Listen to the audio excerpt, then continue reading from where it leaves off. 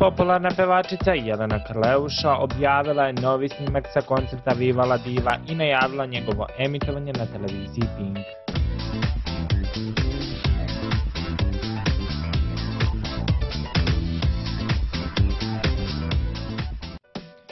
Godinu dana nakon koncerta VIVA LA DIVA na Ušću, Jelena Karleusa objavila je još jedan snimak, ovoga puta sa nastupa za pesmu Moj dragi. Pevačica, koja je 15. juna 2013. godine nastupila pred oko 40.000 ljudi na Beogradskom Ušću, bila je, kako sama kaže, žrtva novinara i medija koji su izveštavali da njen koncert nije bio posećen. Čestitam vam 15. jun, Viva La Diva dan. Na današnji dan, pre tačno godinu dana, održala sam koncert na Ušću pred više od 40.000 najvatrenijih fanova.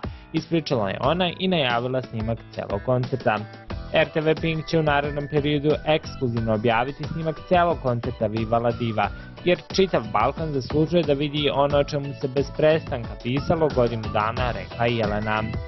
Snimak sa koncerta za pesmu Moj dragi možete da pogledate tako što ćete kliknuti na link u opisu ovog snimka.